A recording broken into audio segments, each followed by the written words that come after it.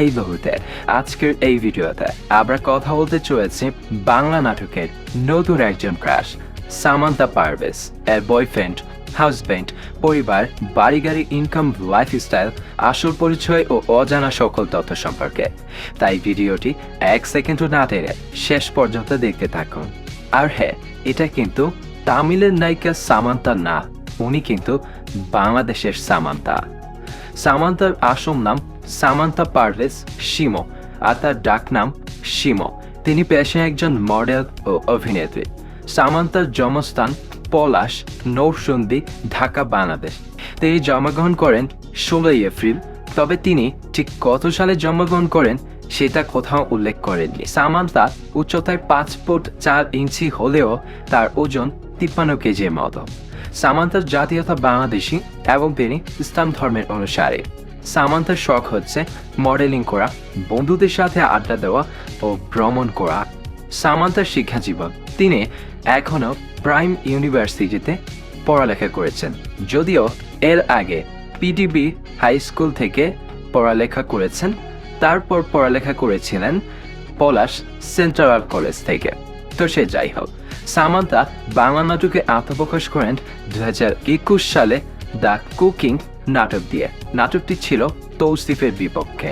নাটকটি আমি দেখেছি, অনেক ভালো লেগেছিল আমার কাছে। অলরাইট, আর বর্তমানে তিনি নতুন নতুন নাটকে ও মিউজিক ভিডিওতে অভিনয় করে দারুণ জনপ্রিয়তা অর্জন করেছেন এবং তার সুন্দর চেহারা আর চমৎকার অভিনয়ের জন্য ইতিমধ্যেই অনেক ছেলেদের ক্রাশ হয়ে করেছেন।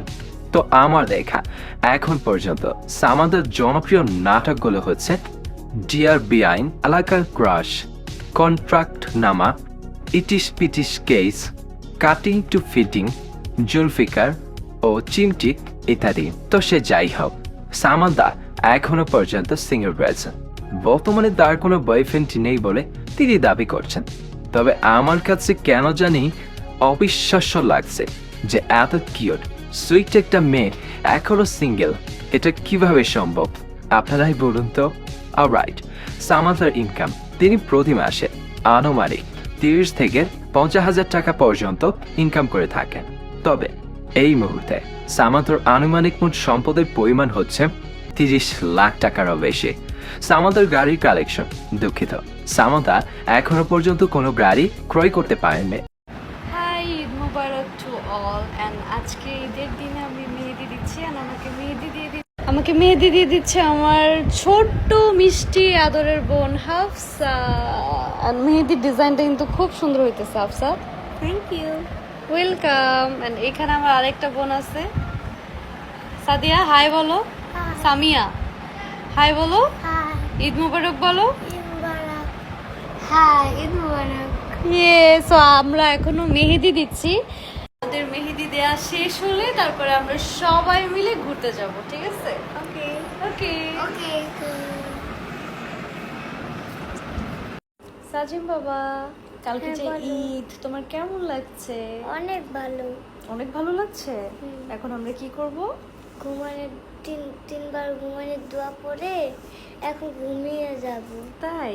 ঘুমানোর আগে কি দোয়া করতে হয় বাবা? আল্লাহুম্মা বিসমিকা আমুতু ওয়াহিয়া। মাশাআল্লাহ মাশাআল্লাহ। এখন আমরা ঘুমিয়ে যাব।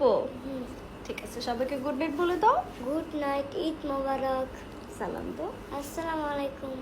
ওয়ালাইকুম আসসালাম।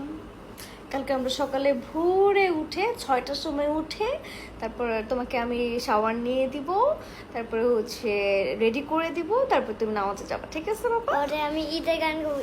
ঈদ মুবারক ঈদ, ঈদ মুবারক ঈদ। ওকে, আল্লাহ হাফেজ। আল্লাহ হাফেজ। সো ভিউয়ার্স, সামান্থার নাটক দেখতে আপনাদের কাছে কেমন লাগছে তা কমেন্ট করে জানাতে পারেন। ধন্যবাদ।